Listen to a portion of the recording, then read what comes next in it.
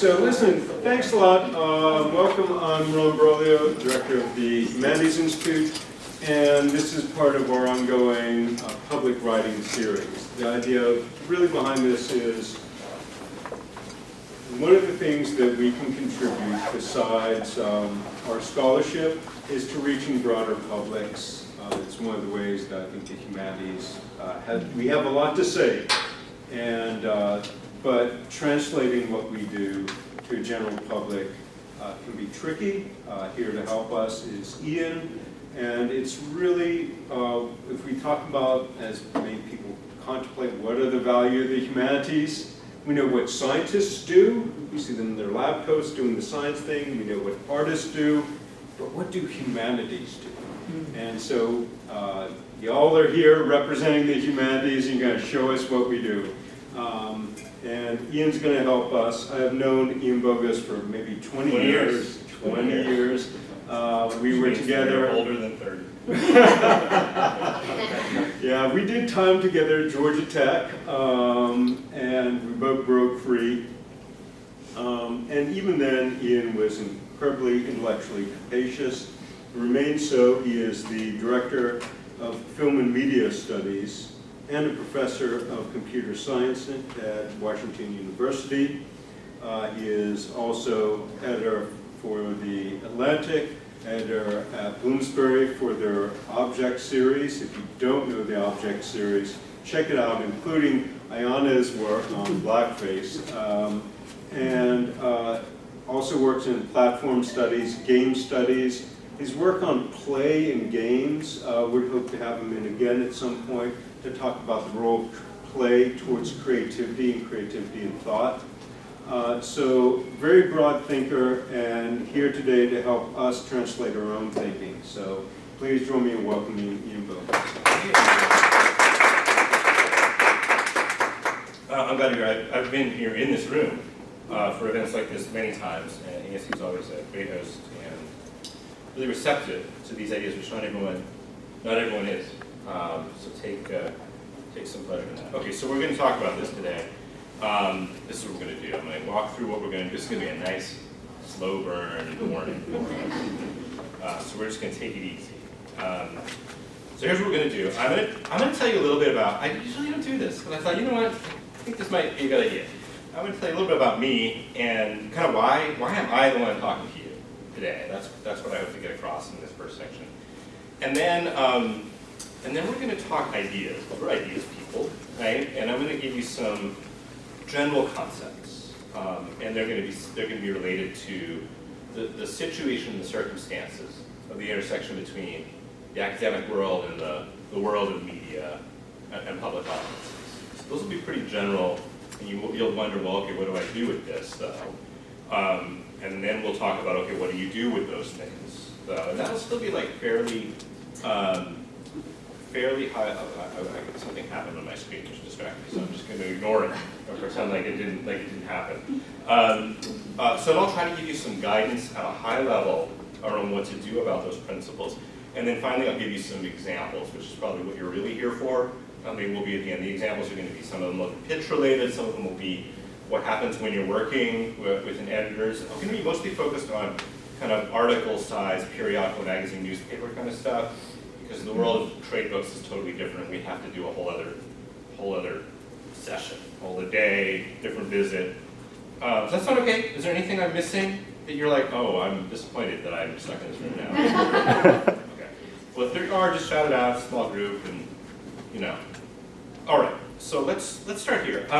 So I don't really know how to describe my career. It's very strange. I worked in technology in the .com 90s. And at the same time, I did a PhD in comparative literature. So I'm very much trained, like really traditionally trained as a humanist. For a long time, those worlds were completely divided from one another. And I wasn't going to go into academia. I was like, I'm not going to be a French professor somewhere. But then, my advisors at UCLA encouraged me, said, well, maybe you can do this stuff together. And so I took a swing at it, and that worked out really well. So, my field, whatever it is, digital media, game studies, computer history, all of that kind of thing, I was in the right place at the right time and took advantage of it, and wrote a number of books on and around that subject, some books on philosophy and that kind of thing too. But the whole time, I was kind of itchy. I was doing other things. I have a game studio I started 21 years ago, just before I came to Georgia Tech. And you know, the idea that we could use games as rhetorical and tools of persuasion was of interest to me, and you know, it has the same title as one of my books, and that's on an accent. Because I was like thinking about how do I test these things out and turn them into ideas. I have an art practice where I make an exhibit and distribute mostly weird game arts. This is some of that work. The cow thing is a whole thing. We can talk about that another day. I had this revelation after publishing this book with my colleague Nick Montfort at MIT. This was my third book? I don't know, something like that. It was 2008, 2009. It's a book about the Atari, the 1977 Atari, and it's kind of a material history, the relationship between the hardware, there's a very weird hardware design of this machine and creativity. And it was the first book in this series that is still running called Platform Studies, which looks at the relationship between hardware and software platforms and culture and creativity. So anyway, when you publish a book on the Atari, like, you know, everybody who had an Atari is interested. It's kind of a gimme. And we sold through the first printing before it published, and it was like it was a successful book. But it was also a right-sized book, and there was this thing that happened that I remember very vividly after Racing the Beam was published. Social media was just kind of happening. It finally kind of percolating up into the surface, and this definitely had something to do with it. But I saw this comment somewhere that said, "Just finished Racing the Beam," and then they went on to say something nice about the book. What a great book, or something. And it just stopped me dead in my tracks. It was like, just finished Racing the Beam. I don't think I'd ever seen someone say they finished one of my books before. And then I thought about it. I looked at my bookshelf. And I was like, if I'm honest, right, I haven't read most of these books. I've read from them. But that just, like, I didn't know what to do with that. I was like, I don't think that's great. Like, why am I putting all these words down on the page and people aren't seeing them, let alone internalizing them, let alone doing something? And I thought I was like a pretty decent writer by this time. And there were all sorts of things about this book that made that possible. It's 60,000 words for one. It's about the Atari. Does that hurt? So that was a moment for me. But at the same time, because I write about video games, I had opportunities to talk to people by invitation. So I started writing for, like, game trade magazines, consumer magazines, some technology. Look at that picture of Zuckerberg. So I was like dabbling in this because I was getting asked, because I had sort of like ideas for which there was a market and interest, and not necessarily a lot of supply in the writer's market. And I was fortunate that a lot of that came to me, but also I said, yes, I'll do it. So then, and this sort of just snowballed. In 2011, I gave this talk about this concept called gamification in the game design world at a Wharton event, which has a lurid title that you can see here.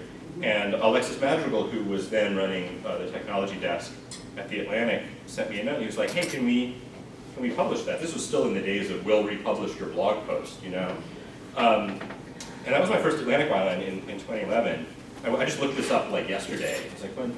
And that was cool because it was The Atlantic. But it was also a different corner of the media ecosystem.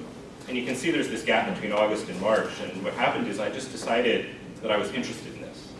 And I called Alexis back and I said, what if we did some more stuff together? And he was open to it. And I think I have 400 plus Atlantic bylines now. Eventually they made me a contributing editor. And I work kind of every day in the Atlantic's intellectual and creative community. I'm there on Slack, and it's very much a very major part of my life now. And I've done a bunch of stuff in the magazine and online, and that's just like amazing to have had that opportunity. But it didn't come from nowhere. I worked for 10 years plus at building this platform, and eventually edited projects for them where I was commissioning and editing and not just writing. Around 10 years ago, around the same time some of this was happening, Chris Shaberg and I started the Object Lesson series, which is Ron referred to. Ian has a great book in the series where we just commissioned our 100th book, which is bananas. So these are these little beautiful books. I should have brought some, about 25 to 30,000 words on secret life of ordinary things, is how we pitch it. Writers, journalists, academics, a lot of different folks have written for us. We did a series with The Atlantic, which kind of ebbed and flowed and is sort of on hiatus now, but I probably published 300 scholars in that series who got Atlantic bylines.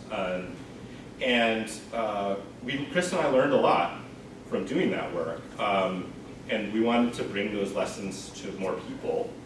And so we got a series of grants from the NEH to run these institutes, object lessons. And so I think we did the first one in this room, actually. We did a traveling show, and then we did, maybe, I don't know, this is a while ago now. We did a series, then COVID happened, it was confusing. So I have a lot of experience teaching people how to do this as well, and learning what are on people's minds when they come into a room like this. A lot of it has nothing to do with writing or ideas. It has to do with organizational politics, with professionalization, with status.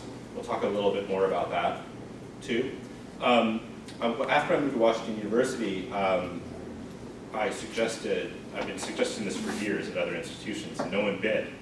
But what my dean did, and we set up a whole program for public scholarship, and we have a staff and an office, and we run events and workshops, and we're supporting our faculty in doing this work, in amplifying impact across. This is not just the humanities, sciences, behavioral sciences, social sciences, and then beyond as we grow.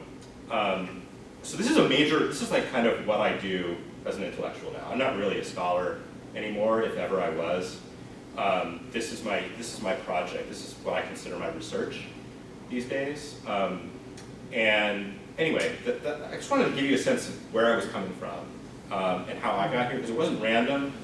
Well, it was random, but it was deliberate and random at the same time. And that's probably going to be the case for you if you do this. Okay, so let's talk about some sort of general concepts. This is like a big shift now. So we've set the table for why I'm talking to you, and now I'm going to give you a bunch of somewhat difficult ideas that I want you to just hold in your hands. Try not to come to conclusions about them yet, but let's air them all out. So the first set of ideas is about the purpose of the work that we call public scholarship. So I know this is obvious, but we need to say it out loud. When you are a scholar and you do your scholarship, you do research, and then you publish it, you disseminate it in whatever manner you choose, you do it to make an intervention in your field, in your discipline, in your subdiscipline. That is the purpose. That's what you get judged on. That's what you come to the table for. That's usually how scholars perceive of the work that they're doing as researchers. And then if we're being honest, you also do it to so you kind of know a lot about whatever it is you know, right? And when you are a successful researcher, that pays dividends to you. And so everything that you do as a researcher kind of buffs your expertise. It deepens your sense and everyone in your field's sense that you're someone who knows what they're talking about. And then everybody else has no idea who you are or what you do, because we live in these silos in the university in which we have kind of no concept. It's a little different here at ASU, but in most places it's still very much like that. So that's what scholarship is. Even though I'm using this phrase public scholarship because it's the best of all the bad options, okay? Public scholarship is not really about the scholarship, even though we're using that word scholarship. It's about the public, and the public is also a myth, but again, we're using this word because we have to say something. It's about other people, and specifically it's about helping them. And that is not what scholarship is about. It may happen sometimes as a result of research, but that's not really the purpose of the scholarship itself. It is the purpose of the public scholarship. There's a number of consequences to this idea, one of which is that the impact, we talk about scholarly impact, research impact, those are the things we get measured on. The impact of public scholarship shouldn't be understood as merely translational, which is a popular word you use in universities. Just translational, which often has to do with commercialization or other kinds of things. I think it's a fine word to use, especially when you're talking to somebody who likes to hear it. Go ahead and use the words people like to hear. But we're not just doing research translation. And in the humanities, that's difficult to do already, right? But don't think of this as a project of research translation. That's not the best way to go about it. It's okay, it's a good start, but you can't stop there. There's different goals at work, and those different goals have to do with helping others, which is really not research translation, right?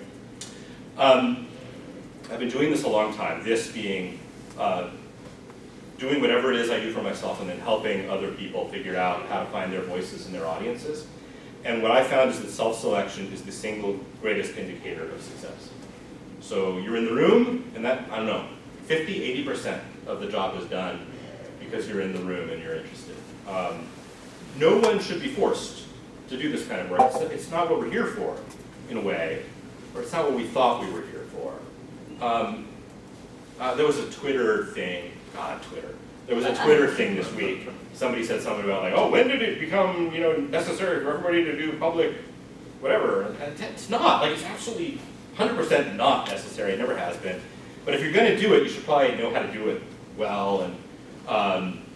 And so I've just found that if you want to do it, and if you don't want to, actually, maybe I'll put it different. If you don't want to do it, or you meet someone who doesn't, that's a sign, Don't force it. No one is going to force you to do this, despite whatever folks were saying on Twitter. That's the first set of concepts. Let's talk about audiences, because audiences are really not things we ever have to think about in academia. Scholars don't have to think about audiences because they're given to you. They're predefined, and they're defined around more or less the experts in your field. So if you're an early modernist, you kind of know who your audience is. If you're a social scientist working on work and race, you know who the people are who are doing that kind of work. You know who you're speaking to and responding to and reacting to. You know who's in the room and the panels and at your home conference, who's editing the journals, who's reviewing the books. That's your audience. And that audience was there before you. They're the ones writing tenure letters, or you're writing tenure letters for them. It's kind of interesting to think about the fact that you never chose them. I mean, you chose your field at some point, if you remember. I don't remember doing it, but it happened. But your audience is predefined. And, we're also teachers, and even then, the students show up. They show up in your classroom. And you can encourage them, you can do marketing. If you run a department, you have to. But they still come to you. You're not, imagine if you had to fill your classes. That would be weird. They just show up. It's great. It's amazing. They're here to learn. So when you're addressing non-specialists, people who aren't already there for a reason, right? The researchers that you are in your communities are there for a reason. Students are there for a reason. That reason may just be, I need some GE credit, but they're there for a reason. When you're addressing non-specialists, they aren't there at all. They're just not in your. They're not in your purview. So you have to ask, well, gosh, who is it? Who is it I want to speak to and why? Who will benefit from what I know? Why will they benefit from what I know? And how the heck can I reach them? So this gets back to that idea that the public part. So with public and scholarship's a lie, and the public's a lie. So, sorry. But the public thing is really the worst lie. Because there isn't a public. That's there's not this think about how weird it is. I work in a university, so there's the inside the university, and then there's everything outside the university. It's like everything they teach you at Harvard, everything they don't teach you at Harvard. It's kind of a very strange way of looking at the world. So just give up on that idea and think instead about this new one. Who could I speak to and why? I already said that without advancing the portion of the slide. The public doesn't really exist. It's more like a foil, or it's useful as a sort of provocation. So think about it as this little, person on your shoulder talking to you. But access to it isn't automatic, and it's not going to come for free. And if you look out there and you see sort of general readership magazines or something like that, even those don't really exist. Even when I was just talking to my editor at the Atlantic yesterday about some of our recent stories, and we were thinking about why are people coming to us for, what do they want? What is it that we're always asking this question? Okay, variety. Variety is refreshing. Scholarship, to me, no judgment, but to me, the opportunities in scholarship are brittle, and it's partly because it's been the same for forever, and it kind of doesn't change. You know, you have these relatively few forms and venues of being productive. You write a journal article, and a journal article is like 8,000 or 10,000 words or whatever. In our field it is anyway. In math it's not. You write a book. You know, it's just like there's these like specific slides, and there are the things in your CD and that kind of thing, and that's great. But public scholarship is an opportunity to experiment and explore different forms and different venues. And just as you can kind of do different work at different sizes in a journal versus a book or what have you, that same sort of thing happens with these other venues and formats that public scholarship unlocks. And you may find that you're able to think about ideas differently when you start targeting those. I think it was a time, you know, like 15, 20 years ago when we got into blogging and that kind of thing, when there was a little bit of experimentation around that, and then all of that fell away and we started just posting stuff on social media instead, which is kind of a bummer, because one of the reasons folks were drawn to it was, gosh, what can I say in a shorter, different format, more experimental, less polished, etc. Another thing is, look, people, it's depressing, okay, but there are stats on this. No one reads your work. No one reads our work. Even in your field, the average number of citations for a journal article is, anybody know?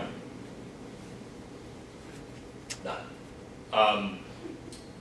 It goes back to that, I just finished somebody just finishing my book. Now, you could look at this and go, well, Bogost, what's wrong with that? Like, you know, why does everything have to be kind of at scale? This is the at-scale university, so maybe you're used to it. Anyway, there's a lot of people who said, this is fine. It is fine. It's actually fine. And we need people to be working in their specialties and talking only to specialists. Otherwise, we don't advance specialized knowledge. I'll accept that. Is that really everything we're doing all the time, especially when it's consumed so little? Because there's so much supply. There's so much supply. We've produced so many of ourselves. The supply is just much greater than the demand. Books get, you know, bought by libraries and shelved, and no one checks them out.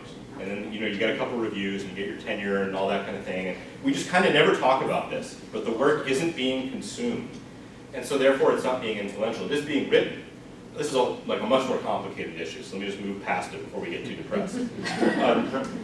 But all of the skills that you will develop if you pursue public scholarship, it's not just about writing for the Atlantic or something.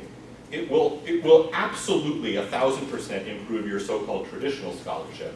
Because when I think about looking at my bookshelf again after I realize, well, I wonder if I'm finishing these other books, one of the reasons is that those books weren't written for me as a reader. They were written for the author, as a writer, as a scholar. And I think that's a problem. And it's a problem that we can unlock by means of opening the door to this kind of work. What am I doing here? I'm moving more slowly than I expected. We got plenty of time. Editorial. So we have things called editors and editing in the scholarly publishing world, but it's, I don't know what it is, but it ain't editorial, okay? You may interface in your career with people who have this title, journal editors. Maybe you even serve as an editor or on an editorial board. Serving on an editorial board usually involves putting your name on a website. But you don't really, most scholars have never experienced editorial practice. And I've been doing this a long time now, and it's just shocking the first time it happens when you get really edited. And there's all sorts of flavors of editing too. And you don't know what any of them are, probably. It's not your fault, but you've just never been professionalized in editorial work common to the world of writing and media. And that includes things like these, like pitching. Like, think about pitching a project, a scholarly project. Basically, you in your shower, you know, like, I wonder if I should do that thing. Maybe time is right. Okay. And then you go to your chair or whatever. Like, what are you working on? Oh, I'm working on this new book. Okay, sounds great. There's this thing called developmental. So developmental editing, I was a bit shocked by how this comes up in the academy. Like, sometimes I've seen this, like someone writes a book, a junior scholar writes a book. They've got their book manuscript, it's probably their dissertation. And it's done, and it's broken, it's a mess. And then we go, oh, well, we need to get a developmental editor in here. Which is like, the house is burned down already. And now you're like, well, should we call the fire department? Because I mean, the house is burned. And like, no, like, call the insurance adjuster at this point. Like, it's over. So what developmental editing work means in the normal media world is, what is this even? What should it be? What are we talking about? Who are we talking to? How big is it? What's the structure of it? Who do we need? What information do we need? You start at the beginning rather than the end. Structural editing, line editing, fact checking, which is a thing in journalism that's different from what we do in peer review, which I'll talk about in very brief later. We can talk about more in Q&A. This is hard, and if you're not used to it, it can shock you, especially since many scholars think of themselves as very tough on their students, and they're like, or we've been in these rooms, right, where people are just plain old mean to you for no reason. You kind of think, I've got a pretty thick skin, until it's your words that are being edited, and then suddenly everything goes haywire. So this is often just totally new. I mean, I've done this work, I've done these workshops, and I've had very senior, late career scholars who are like, what just happened? Are you kidding me? And it's all good, like we always work through it, but you gotta be prepared for that. Nobody has to deal with you. So I don't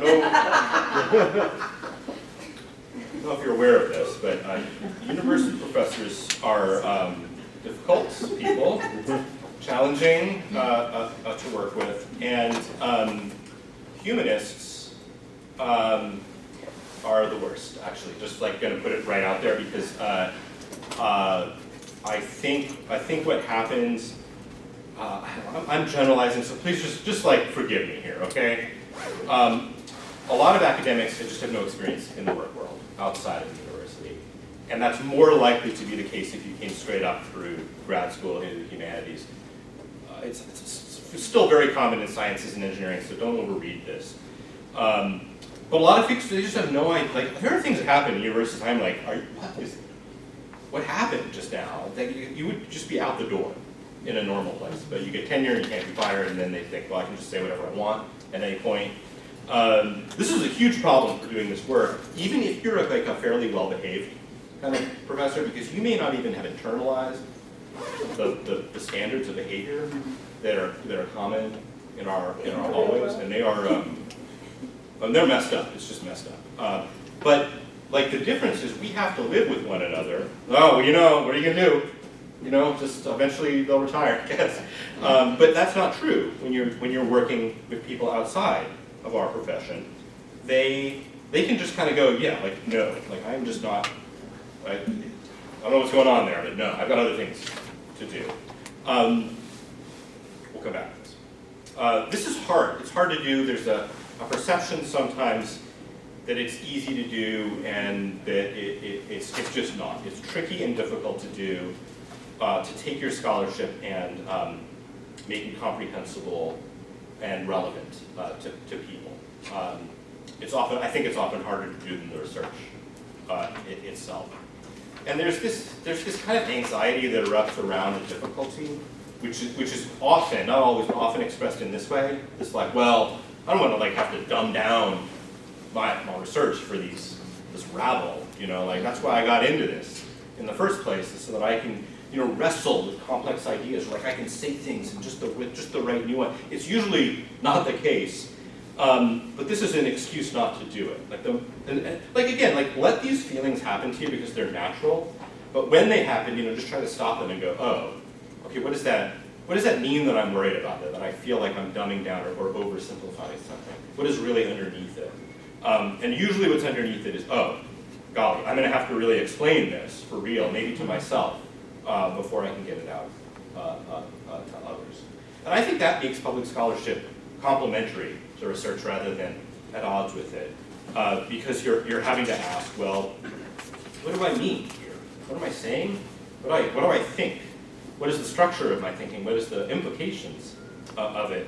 And that is another thing that can feed back on your quote-unquote traditional scholarship. There is a lot of fear. Chris and I learned early on in these workshops, including one that took place in this very room. This is like just a profession in need of deep therapy. We're really stuck in our heads. We're alone, and it's a shame that we're so alone. But scholars fear a lot of things. They fear that doing this work will compromise their professional standing. That it'll make them seem lightweight, unimportant. Some of them worry about tenure, like how will I be perceived at tenure time if they're not tenured, but then that doesn't get better after they're tenured, it gets worse. Now they're like, well, but you know, I'm tenured now. They worry about people in their field, everybody's worried about prestige and perception. And this is a little bit of a side note, but one of the weird, I shouldn't do that, okay, we'll just do the side note. There's this chain of prestige jealousy in the academy, and it drives so much bad decision making and non-decision making, and it happens at an institutional level where it was like, well, yeah, but what's Harvard doing, or whoever you perceive to be above you. But it also happens individually.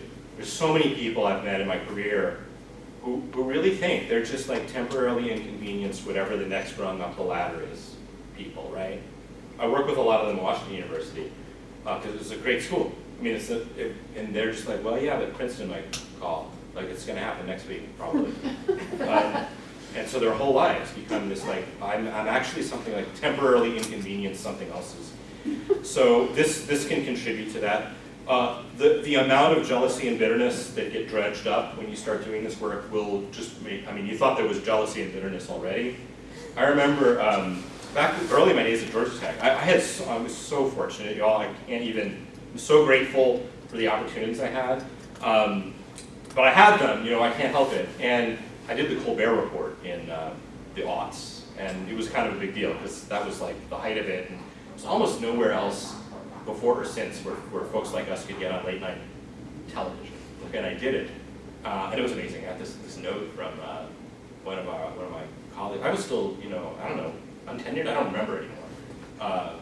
Old colleague Ron and I sent this email, like, you know, like not really ashamed that you didn't mention, you know, any whatever it was. Can't remember any of our programs. Well, that was not going to happen. But also, like, why even send me that email? Are you kidding me?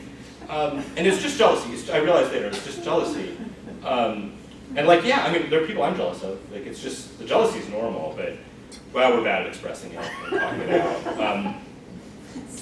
And you know, there's this dance that happens between faculty and administration, where the faculty go, look, I want to do it. I would totally do it, but the dean, they've made it clear what we ought to be doing. And then you talk to the dean. The dean's like, what? Like, this is great. Like, are you kidding me? I mean, no one asked me. I never expressed that to anyone.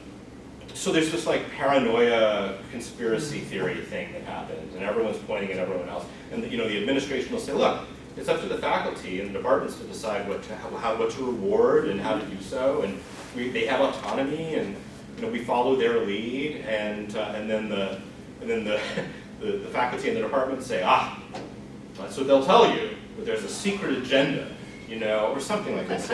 So this whole thing, this is going on outside of public scholarship, right? But it doesn't help. But then you throw in something new, and it just makes it all worse. And you know, like what it kind of comes down to is like if you have a mentor or you mentor someone, there'll be a moment, a very small moment of conversation. Like, well, you know, like all things being equal, like just why take the risk? Just stay on the straight and narrow. And a lot of folks listen to that when maybe they shouldn't. The faculty are the problem here. I can say that with full confidence. The faculty are the problem. You may hate your administrators or the people above you for various reasons, justified and unjustified, but ultimately this is on us, this part of things, and it's tough for us to change. Okay, so those were the basic principles. Now I'm going to try to give you like, we're going to go back through them, and I'm going to try to reread them with an eye toward like really specific, actionable principles. And then we'll get into the examples, which again is probably what you really came for. So we're going to go through the same kind of set of topics and just kind of look at them in a slightly different way. You should ask yourself, what is my expertise good for? What can I do with the knowledge and experience that I have? What can it do in the world for others? Not how can I get dividends paid back on the fact that I'm smart. You're smart, like, you're already here. Like, that part's solved. Don't worry about it. What is my expertise good for? What can I do with it? And then you have to pose this first and most important question, which is who cares? And I don't say that in a denigrating way. your audience, all audiences, they are so interested in so many things. I think we've really undersold ordinary folks about how curious they are. They're deeply curious about the world. They do not have the time to be interested in the things that we get to be interested in our jobs. We have incredible jobs where we just get to sit around and be interested in stuff and then work on them. It's amazing. Most people are insurance adjusters or something. So they're interested but busy, and that's the wall you have to break through. Why should they listen to you? What good is it? And that like thing where it's like you get to like hang out and just sort of shoot the shit about like, oh my gosh, like how amazing is that? But most people don't get that luxury, and so it's not their fault that they don't. But it's also not they're not expressing fundamental disinterest. Rather, they're just like going. I have to pick up my kids and get the dry cleaning and get home and also somehow be interested in whatever you have to say. Remember that this, if you're doing this, you're not doing it for yourself anymore. You are, of course, doing it for yourself. I'm not, I get that this is just another way of bumping your expertise and opening new doors, but you can't think about it that way. You have to think about it first as, how do I help, how is my knowledge going to help someone in a specific circumstance? Not just like someone in general, they might find it useful, that kind of like unpredictable usefulness thing that we sometimes talk about in the humanities when we're just self-justifying. That's not enough, even if it's also true. It's like, I kind of need like, now, like if I'm going to give you 5 or 10 or 20 minutes or an hour, whatever it is, what is it good for? And you really have to invest in asking and answering these questions to succeed. You cannot pay them lip service or the whole thing falls apart. This is the hardest thing to do. Because what happens is you realize, I don't know why what I know is important. I mean, I know it is in my bones, I know it is, and also you have a lot of like sunk time too, So don't worry, just like let it happen. But these are fundamental. Audiences too. An audience is not like a magic idea, and it's not this sort of like general name for all the people who are not in the room or the apartment with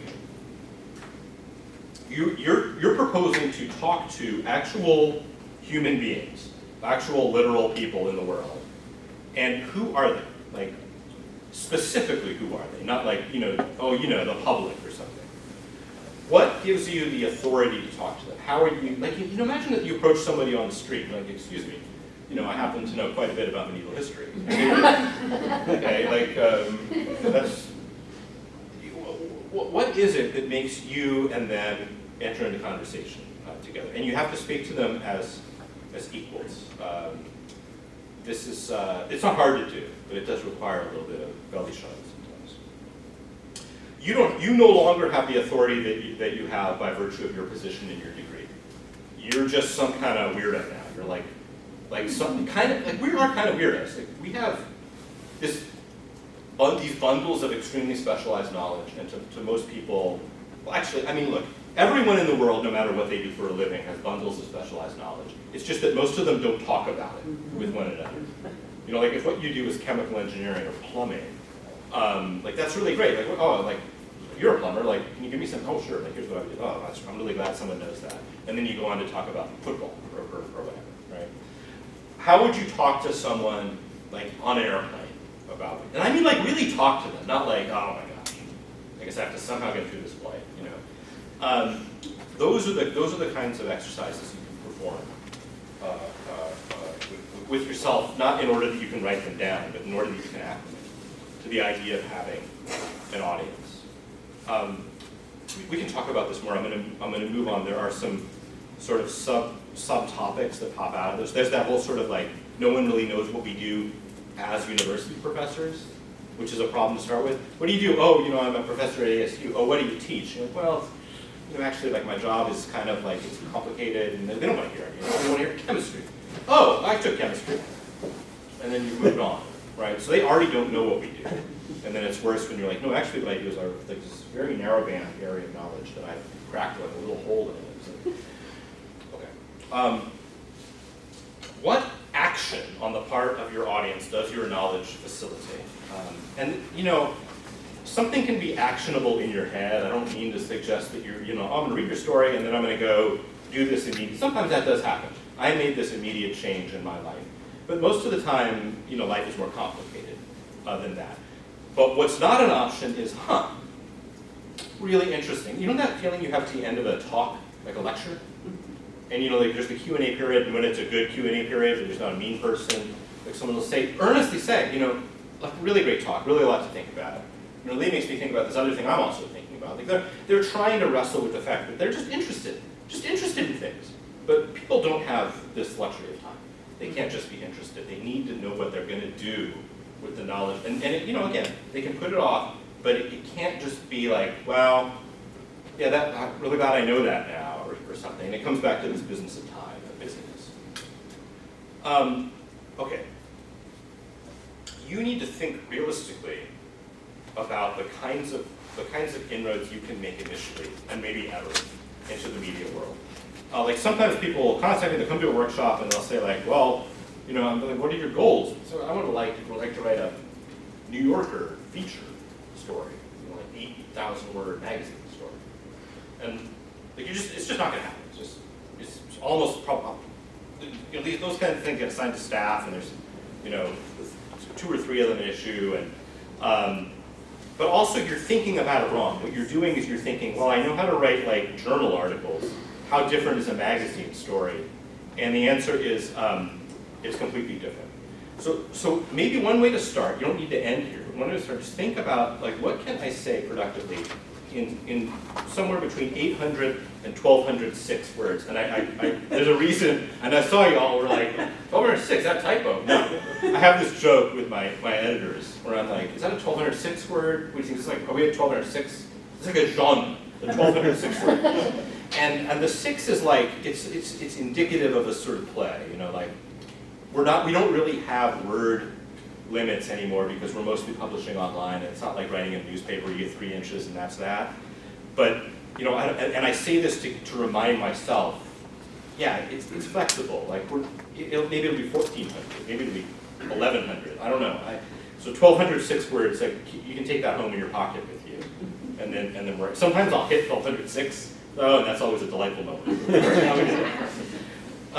This may seem like not much, right? Like if you're not familiar with this, you're like, what can I possibly say in 1,000 words? I don't think I have ideas that are longer than 2,000 words anymore. Sometimes I worry about this. Think about the format in relation to the thing you want to say, because there's different formats that are appropriate for different topics. And sometimes I'll talk to people and they think they talk about op-eds. Somehow this op-ed thing got out into the water supply in universities, and everyone thinks they want to write an op-ed. And like what an op-ed is an opinion piece that's published by someone outside of the editorial board of the publication. That's what it means in the most technical sense. And so if you read like New York Times opinion, those are op-eds, okay? Opposite the editorial page, at least when we had print newspapers. But like I don't know what anyone means anymore when they say it. They kind of say, well, I want to be like out there in the New York Times. It's kind of what they mean. There's a subtext to it. But there is a specific kind of opinion piece that you could write. Like when something has happened and you want to respond to it from the vantage point of expertise, that's an op-ed. But there's other kinds of stuff. You might want to write an argument, in the way that you're used to writing, but it's for a different audience. Is it a personal essay? Is this an account of something that happened? There's all sorts of different reasons why you would choose different forms and formats, and then there's print, there's audio, there's video, there's all sorts of other ways of reaching the public too. Who can you talk to about your topic that you haven't already spoken to? And here, like, it took me a while. I wrote a book about journalism before I started working as a journalist, and this really helped me because journalists have done one of the reasons that journalism and news media are so reviled in America is because the profession of journalism did a very bad job explaining to the public how they perceived themselves and what their value was, which is a whole other topic for a different day. But there's this whole way of thinking, there's this kind of theory of knowledge in journalism, and its epistemology is driven by reporting, by talking to people. And it comes out of the idea that, oh, you witnessed the fire. Like, what happened? Tell me what happened, and I'm going to write down what happened, and I'm going to relay what happened. And even if you don't use this, and especially if it's unfamiliar to you, I recommend becoming familiar to it. And it's we'll come back to this a little later on with an example, but just talking to people who know something, could just be your colleagues, right? Like, oh, you know, can you respond to this? Tell me something. The other thing is that this tends to be a more, I'm not going to talk about this today, but the more you can make your work character and event driven and not ideas driven, that's a shift that kind of has to happen. So we're really, in the humanities, we're really used to working in the domain of ideas and abstractions. And that's just really hard for most people. And that, when you see like an anecdotal lead in the newspaper, right? You know, Sally Jane thought she tripped over a dog, but when she turned around, she realized. Those kinds of things you can relate to them more easily because, yeah, we'll leave it pregnant as to what Sally Jane tripped over. Yeah. So I recommend understanding that for you. In the editorial process, so if you do this successfully, you get a piece placed, and you know you're working with someone, you're going to be violently and ferociously edited in a way that you're not familiar with. And my recommendation, especially if this is new to you, is just to let it happen. Just let go for the first time. Trust the professionals. They probably know better than you, but also you want to learn something at first. This is tough. I have relationships with editors I work with regularly, and so we've developed a relationship of trust. And you don't necessarily have that when you're coming in and out on this, and it is harder to give that trust to someone else with your ideas and your words. And I know that we think that the currency of our ideas is through our speech and our writing, and it's very personal. And I don't know what to tell you other than, yeah, I gotta go. It's not personal. It's because you're not doing it for yourself anymore. You're doing it for the audience. This seems obvious, but people don't do it. Read the venues that you're looking to publish in. How do they work? What do they publish? What's the style? What's the format? What are the topics? Who are the editors working those desks? Talk to them. And you have to talk to, you need to get introductions and all this sort of thing, which, you know, that's the reason like offices like this, and people like me are around. But this is not a mystery. It doesn't need to be. You can find out something about what's going on.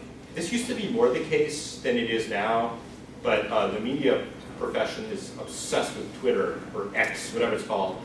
And they're a lot less obsessed than they once were, but you can really see into what media professionals are thinking by looking at their social media. And I recommend doing, you don't have to talk to them, just like, you're like, oh, here's an editor working this desk, it's relevant to me at this publication.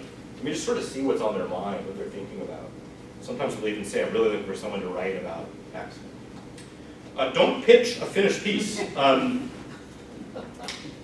If you already wrote something, lie. But don't write it first. Or be open to redoing it completely. This is not, no one expects you to come to the table with everything already done. It's very weird that this is the case in scholarship. It's not, we shouldn't do things this way. I don't know why we do. We don't always, but by and large you kind of go away for a while, then you come back with this article, and then it's done, and then you ask for feedback, and it's sort of like, and you can't really say at that point, I mean, I don't, like, why are you writing this article? Or, I think you should throw it away. Like, oh my gosh, who would say that, right? Just, oh, it's great, like, we just have a few, like, small things, you know? But at that point, you know, so anyway, don't write it and send it in. Whatever you do not say in your email, you know, pitch or whatever, I've already written a 3,000-word draft on this topic, which I'd be happy to send. And that's like, I'm just gonna delete that email real quick and pretend that didn't happen. What that shows is like, I don't even know how any of this works, right? Like, are we ever publishing? Honestly, I can't remember the last time the Atlantic's published 3,000 words about it. Like, it's, you can talk about like the state of media and reading, but I don't really think that's right. People are reading more than ever. It's just a matter of how we use our time. But you prepared to act quickly and have an open mind. You know, someone might get back to you and say, "This is great. Can you do it this week?" And if you're like, well, actually, like, I need a sabbatical before I could work on this. People have told me. Then you know you're sunk, you're dead in the water. But also they may say, you know, this isn't quite I was thinking about this other thing. Like, you know, is that something you'd be open to? Pivot, you know. Get in the door or be prepared to go in a different door. it really helps all of us if you just model being the exception to the rule. And the rule, and I will tell you that you are at a disadvantage from the day you walk in the door with that doctor in front of your name, because the assumption is that you're a problem. And it's because, by and large, we are. I mean, I wish it weren't the case. The things that I have seen happen, I mean, just shocking stuff, right? Nobody has to deal with you, which means that you have to be on even better than your best behavior. And you know, it's just an extra that unfortunately we have to do because of our reputation in the community. One way I think is useful to think about this is think about, like, you're in someone else's home. You're a guest in someone else's workplace. And like, imagine if someone burst into your classroom and just, you know, acted out. And you're like, I can't believe this. This is unconscionable that this happened. That's kind of what it feels like when you get this nasty gram with this, like, well, you know, I know you like to rewrite my headlines, but I will be insisting. It's like, no, you won't be doing that, actually. Like, you just, this is not how you're in someone else's profession. Think of it that way. And if you listen, you'll learn about how they like to work. You don't have to like it. Another way to think about this is you're making or ruining the shot of the person who comes after you. Like, sometimes my editors will be working with Scholar, and they know that I work at universities and do this stuff, and they'll be like, Ian, I did it again. And I'm like, I keep telling you. And you know, it really does. I mean, I don't know what to say about this. It's a whole other lecture again. It's like our approach to being in the world is bad and broken, and we can make some small adjustments in this domain that really do help our reputations more broadly. But especially, like, you know, think about that graduate student or junior professor who might really deeply believe in this, and also they've got decades of runway in front of them in their career, and our profession is changing and will continue. So set the table for them. Just listen. And you're not gonna get good at this if you do it once. It's like anything, you have to do it more than once to kind of get a sense. And you can also build a reputation, good or bad, in so doing. So we talk to one another in the world. People will ask me, like, oh, I got this pitch from, you know, Ayana. How is she to work with? How is she to work with? And that's the question. And what that means is not like, is she smart? What that means is, what is it like to go through this process with her? And what you want to hear is, oh, she's great, yeah, like super easy. Which doesn't mean like you're rolling over for them either. It means that you're a normal person, you're in communication, you go out. Okay, other things you can do to overcome how difficult this is. Just talk to or give your work to people who you don't normally talk to or give it to. I think we sometimes have a sense that, you know, we do that, but we probably do it less than we do. Just talk to, just adapt, you know, like, hey, like, I've got this, I don't know, like, you're a carpenter, you're hanging out with the family at a dinner, and, well, hey, what are you working on lately? And, you know, it's normally this point where your heart sort of sinks, you're like, well, how can I possibly explain it? Just try. Let me tell you, you know, actually glad you asked. Like, I really would love to hear how this idea that I've been thinking about might relate to you in your life. And another, like, really easy hook that you know how to do already is teach. You know how to teach. Do what you do in the classroom. It's actually kind of shocking to me that those domains are so separate from one another, but you already have a lot of experience explaining your expertise to unfamiliar people. The only difference is that those unfamiliar people have to be there in some sense, and also they're often hungry for knowledge in a different way than a harried person might be. That's a great tactic. Every word matters. You have to waste nothing. This isn't you anymore. This isn't like, I will simply put in this, well, I must put in a footnote in which I acknowledge this other random thing that happened to me once. Or I really need to give, you're also no longer doing, you're not doing citational ethics anymore. Like, I need to make sure I'm situating myself in my, you're not going to do that, because that's not what this is for. And so, you know, I need to get that person in there. They would be, well, no, like, this is a different context in which you absolutely can't spend the time burning the words on doing it. fear. I mean, I don't know what to say about fear. Your career anxiety is probably more rarefied and precious than it should be. The media industry is in complete disarray, and I promise you that the people you're potentially working with work much more precarious jobs than you do.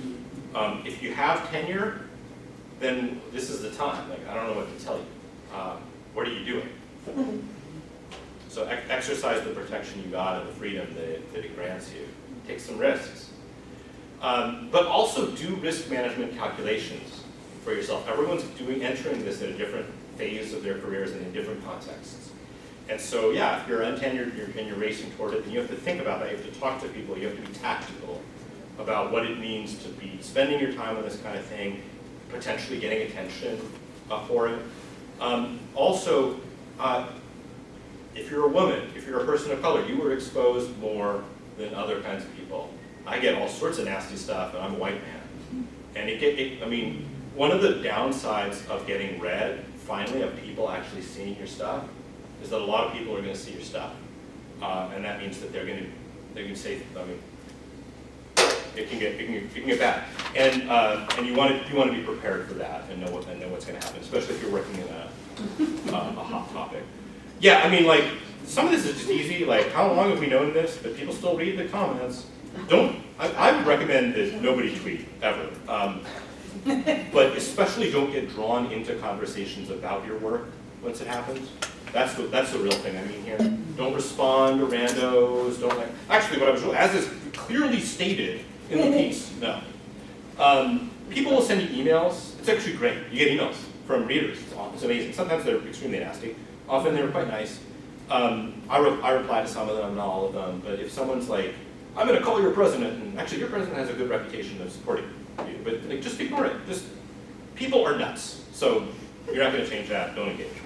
And then seek support and backup in advance. Don't be alone in this. It is a bad idea, no matter where you are in your career. Make sure people know if you talk about your job or your institution, then you need to go and talk. That is not an academic freedom thing anymore. You need to give them a heads up. Everything else, I think, does fall under the purview of what you would choose to say under the aegis of academic freedom. But still, sometimes I just want you to know, like, I've got this kind of lightning rod piece coming, and here's there's no reason not to do this. You do work a job as well, and you live in a community. We live in a society. Okay, how are we doing?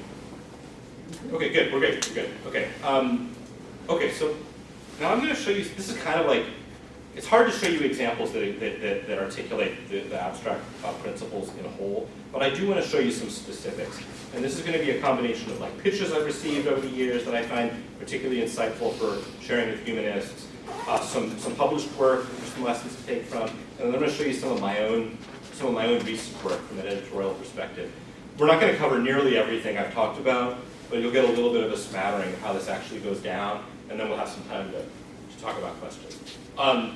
This is one of my favorite pitch examples, pitch about police dogs. Well, look how it starts. Since 9/11, police dogs have become such a common part of policing that they now have their own trade publication, Canine Cop Magazine. This is actually, this is like a great hook, as we call it. So if I get this email, and I'm getting 50 emails, and then I'm like, oh, huh, okay, I'm listening. Tell me more. And that's what you have to do when you write, too, is you have to get the reader's attention. Yet, despite the fact that they often inflict permanent or even fatal violence, especially against Black and Latinx suspects, police dogs are not considered deadly force. And then this goes on, and then we get to Heidegger, and then we depart from something. I'll depart from the strangeness of this. Strangeness of what? Animal is a weak point between people and things. Yeah. I'm interested, so like this started really promising, and then it kind of fell off the rails. So like that first part, you get through the first couple sentences, and the editor's like, okay, this may be relevant, and then they're like, oh, I actually have to delete this email. I'm not going to say that you should never use the word Heidegger ever, but probably you shouldn't ever. One of the reasons I love this example is that this is the way that we talk to one another in the humanities. I look at this and I know what's going on. And you may look at it and you kind of go, I see what you're saying. I understand the diction. You look at the way I'm interested. Who cares? I don't give a shit what you're interested in. It's nice. What does this matter for me? What does it matter for my readers? Why should they be interested? How is this relevant? Should I be afraid of police dogs? Is that what you're saying? Like, tell me what I need to know. Tool and animal stuff, this sort of philosophy of animality, and this is great. Really interesting. This is not the place for it, because it's just confusing. I literally don't know what you're talking about. What an editor is saying. And these are people who went to Oberlin, by the way, right? Like, everyone you're interacting with is one of us. And still, you know, they read their Derrida or whatever it was, and now they've moved on with their lives, and you haven't. And so they remember it, and they delighted in it, but now they're like, okay, I've got a job to do. This pitch, ultimately, these weren't the problems with this pitch. The problem was that there wasn't ground. So if I'm going to go out there and publish for hundreds of thousands or millions of people to read a story about police violence, I have to know it's right. And when I went back and talked to this writer, I was not convinced that they had evidence to back their claims. And I don't mean like theoretical, like this is an interesting conceptual structure to think about animality and violence. I mean like actual evidence. So ultimately it was just not worth the risk, to me or to them, to pursue it. But they wouldn't have gotten that far with anybody else because of the height of it. This is a nice little pitch on Lincoln logs. This is a great start. I know what a Lincoln log is. Remember having Lincoln logs? That's a good start, right? Generations of Americans have enjoyed playing with Lincoln logs. They were first developed in the 19-teens by a son of Frank Lloyd Wright. I didn't know that. That's interesting. But again, interesting isn't enough. 2 layers of nostalgia, one for playing with them as a child, which, by the way, is less true now than it once was. So you have to think, like, who is the reader for this? This is an opportunity. Who are you speaking to who's nostalgic for Lincoln logs? It's not I have adult kids. They don't know what the fuck a Lincoln log is, right? Who are we speaking to? The pioneer era they represent. Okay, that seems like it has more promise too. And then here, what you see. This was from an experienced, scholar. These 2 forms of nostalgia intersect to produce a phenomenon that I am calling settler kitsch. Interesting. Like, it's interesting.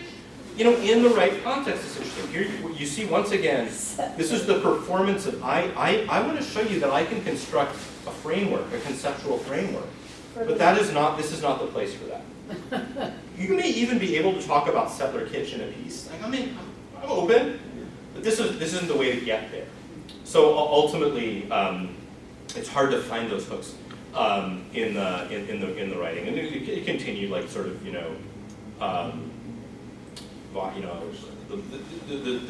the complicated relationship between settlers and native peoples. Definitely there's something there, and if you could give me sort of like, there's this sort of silver bullet or arrow of the Lincoln log that explains it. Like, I don't know, like maybe I could work with that. I did another story about Candyland. Candyland was invented in polio wards, and it's this amazing story about the origins of Candyland. And that's it. Like, it's just like, here's what happened. Sometimes you just say what happened. Like, where did Lincoln logs come from? Oh, son of Frank Lloyd Wright. Maybe that would have been a better version of this, right? Okay.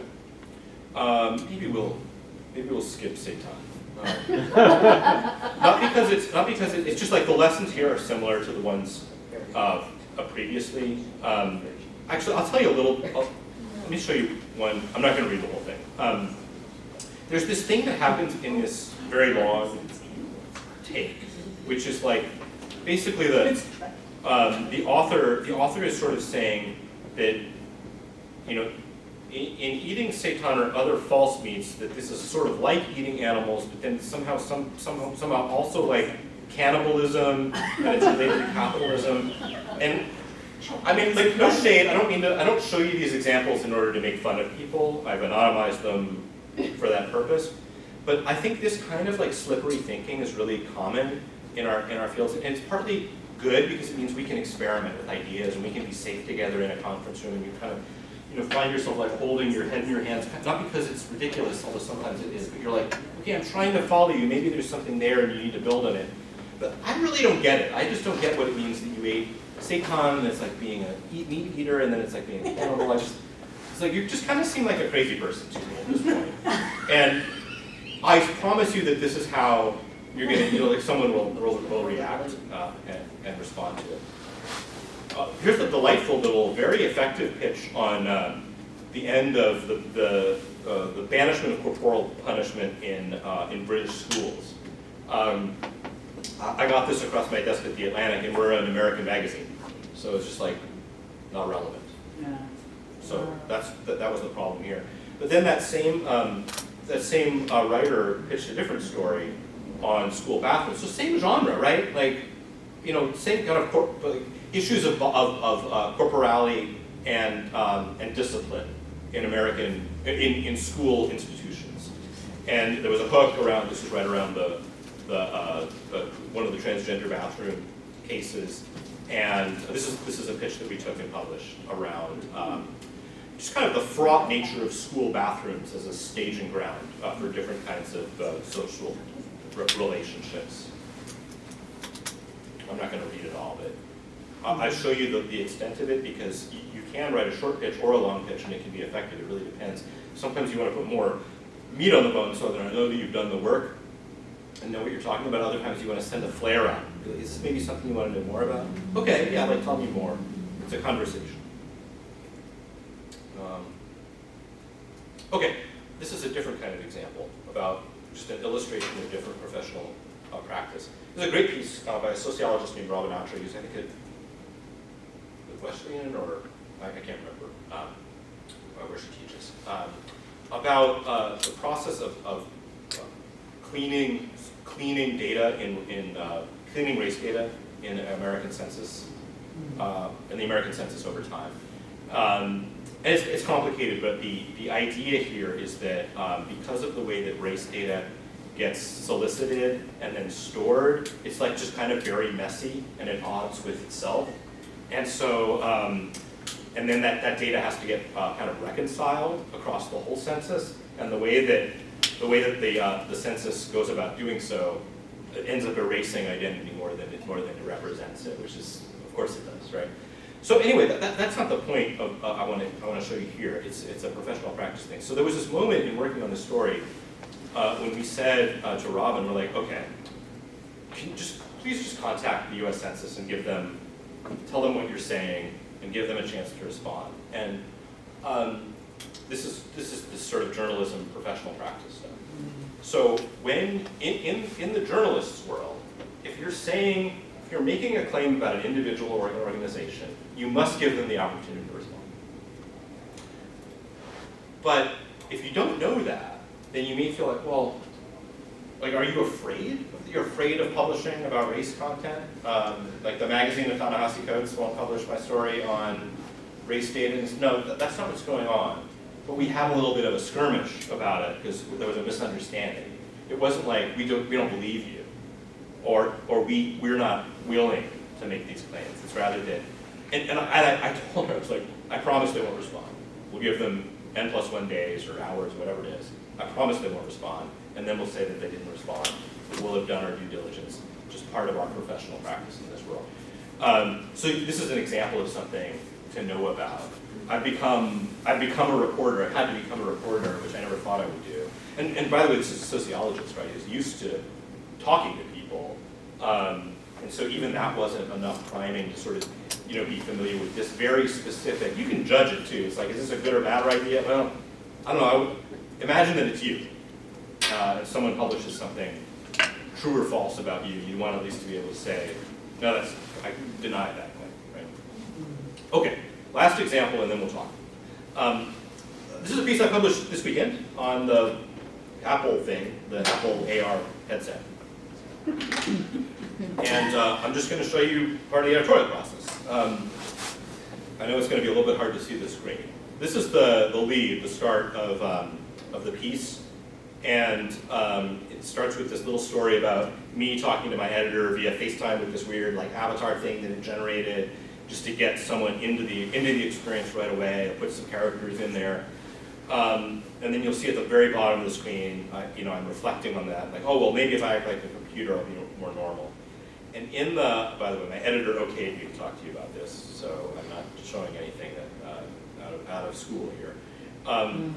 This is from our edit. So you see that pink thing in the middle. So I did this first draft, and I was racing, just trying to get something done. my editor's like, yeah, we need to make sure, let's do a graph where we talk about what this thing is. And here was sort of the first version. And he's like indicating to me, this is what I want. You see all those TKs, it's a journalism thing. To come, we use the K because TK will never get typeset, so you can search for it and not find it. I use this obsessively now, like when you just don't know what you're going to say, just hit TK on the keyboard and then you come back to it later. And then this is how that ended up on the screen. This is the edit we finally did. A lot of interesting back and forth here, where he was like saying, you know, there's a version in this where I say, well actually this was an early edit. There was a later version. What you see is a video screen of your surroundings overlaid in real time with TK, and I saw something, computer interfaces, and he was like, I don't know what do you mean by computer interface? I was like, okay, fine, fair point. And so we landed was like, overlaid in real time with computer programs, web browsers, spreadsheets, photo viewers, Disney+. Like that level of precision is needed to get across what the hell this thing even is to the reader so that they understand what we're talking about. So that's one moment I wanted to show you. Here's another one. So this is right after the intro or the lead, and there's this section break you see at the top of the screen, and then this is the article we ran. When I placed the Apple Vision Pro on my head and set it up to see the world around me, I found that I was looking out of my living room, et cetera, et cetera. In the draft, you can see, I know it's really small, so you see those 3 paragraphs that got deleted. I love step back transitions, and often I'll do something and then I'll kind of go, okay, like, let's take one big step back and do a little bit of historical and conceptual framing, so that then I've earned your trust and now I can give you a little bit more. And the claim I wanted to make in this piece was that, you know, as you can see in my draft headline and subheadline, that, you know, Apple wants to like resolve the digital and material worlds, but maybe that's impossible. And so I wanted to kind of set the stage for that, do the work, like this isn't the first time we've been here, let me give you a bunch of information. And we deleted it all, we just like clobbered it. And there was a previous time in my life when I would have been like, damn, like we just didn't need it. And I actually just kind of needed to write it. And it was fun, like I wrote it, I got my bearings, it was only 3 paragraphs, like a few hundred words, and now it's gone forever.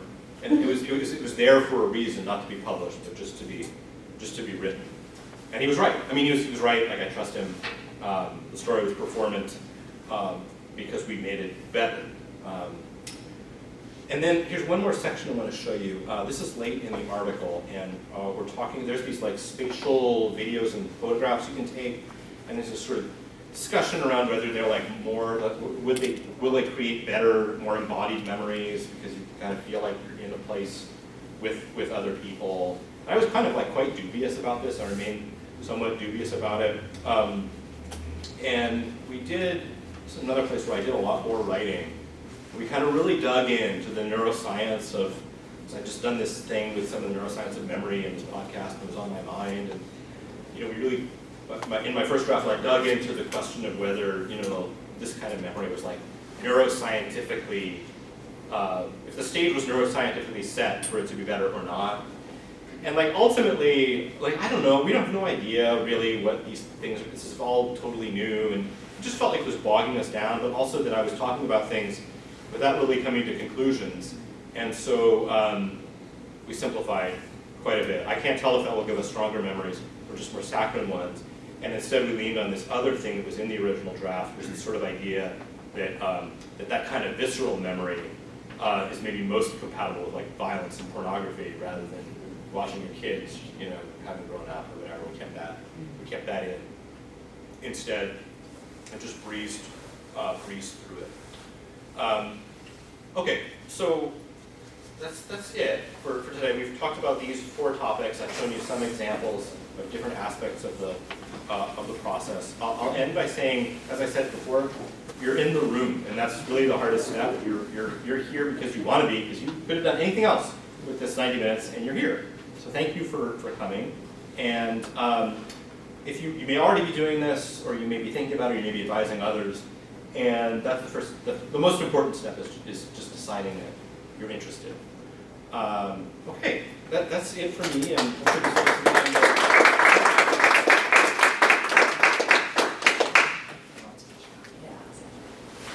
So there's a chance for questions for anyone new.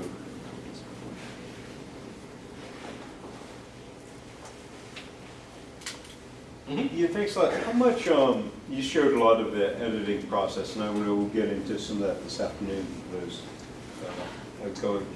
How much overwriting do you do when you send something? In other words, there's a lot of, maybe you've got a 1,000-word piece.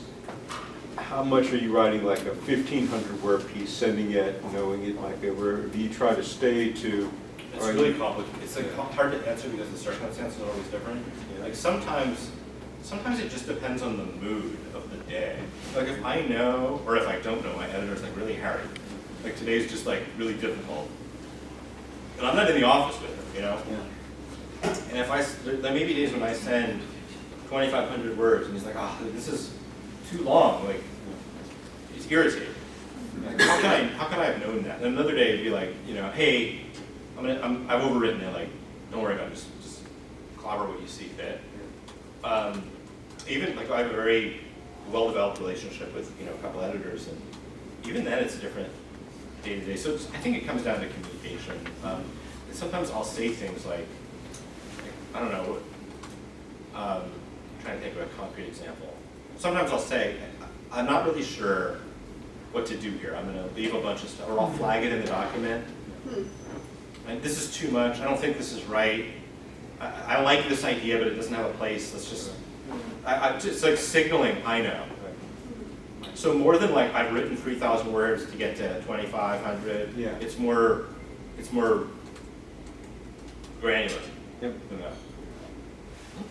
Well, thank you so much. I really found this incredibly useful, and especially you sharing the editing process at the end. Yeah. Because I just went through this for the first time myself. It was really amazing. I don't know what is left of my original piece, right?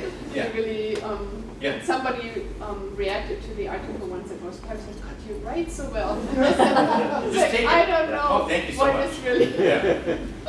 So that was really nice here to share. I wanted to talk a little bit about this helping others. Because, I mean, that is a big piece of what motivates me in this current project. But just if you could just talk a little bit more, because there's two helping others. There may be people who you are writing about, and then there may also be your audience that needs to understand something because there's so much misinformation, or you're trying to counter stereotypes or whatever it is. Could you just say I understand what you about mean. that? So giving someone a platform and a voice, or telling the story, people, they love to hear stories, but there's not room on the page and in the day for everyone's story. And so if the question is, I have this, I'm telling someone's story. I'm just going to put it that way, even if that doesn't feel quite right. Why theirs? Why now? Why you? Why are you the right one to tell it? Those are the kinds of questions you'll have to be prepared to answer. And sometimes it really is just going to depend on the venue. I don't want to infect you with my specific Atlantic editorial sensibilities here, and it's different in, like, we will sometimes tell a story like that over 10,000 words in the print magazine. It's a very precious, rarefied space. And like, it is just very hard to access. It's hard for me to access. It's hard for anyone to access. We publish 10 issues a year, and like, it has to be an incredible story. It is happening at the right time for the right reasons. And there are those incredible stories. Otherwise, then it's a matter of venue. Sometimes it's a matter of fit of venue. Like, where are the places where you can tell those kind of stories, where it's not going to be framed as news necessarily, or if they're, or else, how do you justify telling the story in the context of something akin to the news? I'm talking abstractly because it's like, I don't know, because we're talking abstractly, right? So those are some of the ways I would think about it. The thing that probably isn't going to work is the sort of, I'll call it the sort of social justice drive of, like, here is someone who doesn't have a voice, and I want to elevate their voice. That's a noble pursuit, and I think all of us, we want to do that, and the media wants to do that too, more now than ever, in a way. But that in itself isn't enough. because there's so many. So how do we choose? And why you? And do we trust you? And like all of those sort of questions start to come into play. If you have access to a particularly unique story that hasn't been told before, that always helps. Those are some thoughts. Starting thoughts. Is it possible to access somehow the pitches that were successful? Just to see them in the entirety? This is always a problem that we come about like when I do this work, because I'm always like towing the line between. I guess I see it as sort of professional ethics question. Yeah. I try to show you snippets that I feel are, fair and equitable. Some of those we accepted though, right? I think I'm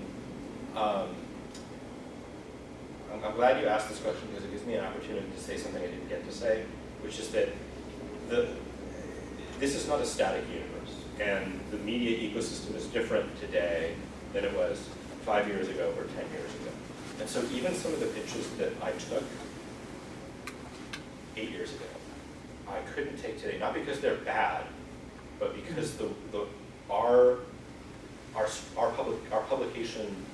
publishing strategy is different. And this is true across the media ecosystem. So back when everybody was getting all that sweet but time-limited Facebook traffic, it was pretty easy to just put stuff on the web, especially on the web. Now the business model has changed. Many publications are trying to do subscriber conversion. We spend more time per piece. We do a lot more editorial work at The Atlantic online, for example. So even an example that I would have taken in the past might not be relevant today. But you get in touch with me, and I'd be happy to share. There's just stuff I can't share publicly that I can share with greater ease privately. But ultimately, I think the best thing to do is start on your work and what makes it pitch worthy today to whom, rather than worrying too much about what happened in the past. Quick question. So I often kind of think of, obviously these are about stories, right? Of course, the scholar in my head is like, yeah, but I'm not including all this theoretical background to support the fact that these are stories. And I suspect I should just not worry about the theoretical background because it's not the appropriate place. Is that? It will depend on details, but. When it's appropriate, you kind of know it is. You're you can say something like, there's this theoretical concept that is just really, really helpful here. And then it's how quickly can you gloss it and make use of it. And it ends up being like a clause instead of a whole, let me tell you that I've read so-and-so and I understand this tradition and now I'm employing it. So it happens, but it's pretty rare. Every now and then I'll get a chance to do it. I'll be like, oh yeah, I got that PhD.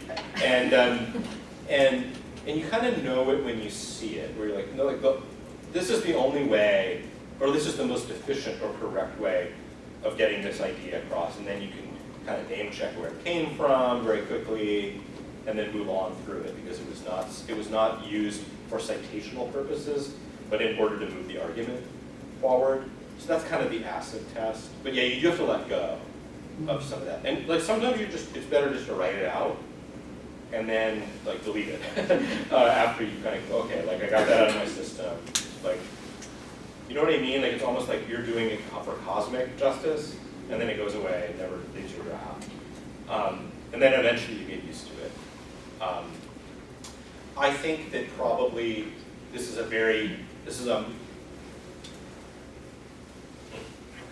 I was going to say this is a humanities challenge more than, it's not really true. We're all doing citational boostering for different reasons.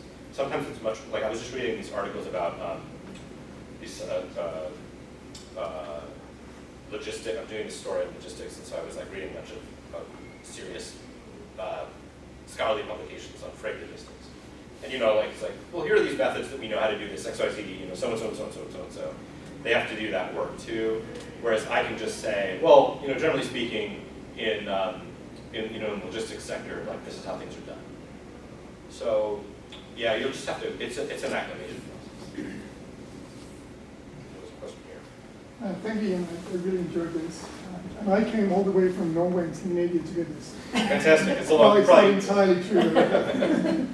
But I'm here on a as a visiting scholar at NSU. So I really enjoyed it. I have a question that relates to that, because when you work at university in Norway, you work at university paid by taxpayers' money. So you're expected to give something back. So we have 3 obligations. One is research, 2 is teach, and the 3 is communicate. Now we have a different word for that, and that is what you just talked about today. So it's rather common that scholars in Scandinavia in general will do this kind of community work. So I wonder, and I'm asking not just you, but everyone here, how common is that here? Because the way you talk about it is like, you're just a weird animal trying to talk to ordinary people. Yeah, I mean, I think this is a very American, North American socio-political context where all of this is coming from. I mean, I think that Nordic countries are distinctive in many ways as they relate. The way that civic institutions relate to society writ large is different in a lot of ways. Smaller places, you know, the idea of being a civil servant is different. There are social welfare. There's all sorts of things we could say about life in Norway or Finland or whatever, right? Even different than Northern Europe or Europe in general, right? Germany is already more like the US. Yeah, right. So I do think, I mean, you all can say what you think about this, but I've spent a lot of time in Nordic academic institutions because for whatever reason, the things that I do found purchase there when they did, or earlier than they did in North America. And they're closer to the ground, maybe is one way to put it. They're like more connected.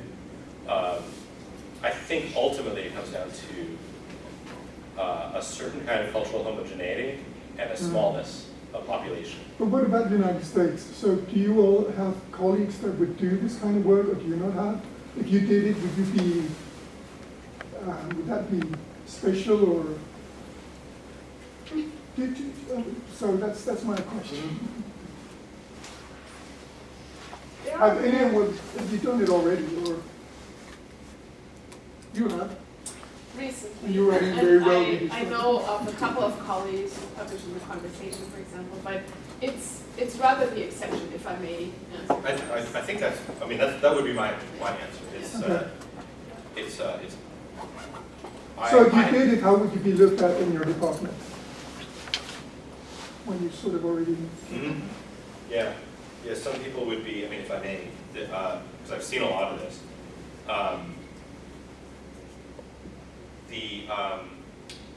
I think the general rule, if I had to come down on it, it was that this is construed by and large as an unserious activity. That's terrible. Yeah, I'm already imagining what I have to write in my personal narrative for next year's annual evaluation to sort of insist that this is something. Why did you waste your time on that instead of writing in Journal X? This is prurient, or, you know, why are you, those kinds of sentiments. Yeah, we're kind of messed up here in the States. Yeah. The prestige economy around, I mean, it's complicated, because you're kind of asking a question about the nature of higher education in America, which is a much bigger topic than just this. But remember that the university in America is a pastiche of the German and British systems, the German research university and the sort of aristocratic British system that then sort of spread and got transformed by the American land grant system. It's just a mess. And we have like 4,000 or 5,000 institutions of higher education in America and 300 million people. None of them can afford it anymore.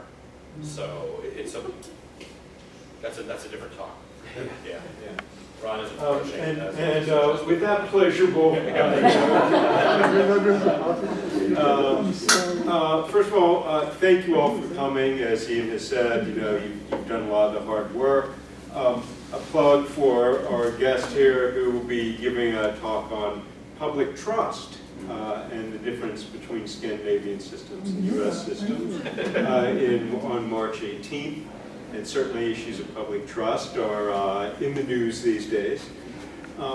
We have our distinguished lecturer, which is Ted Chiang. It's coming up next week. So if you've seen the movie Arrival, he wrote that. He's written recently in the New Yorker on AI, and I've been talking about a lot about that. Ted Chiang's an incredible thinker. Is that next week? That's next week. Same time? Different time in the afternoon.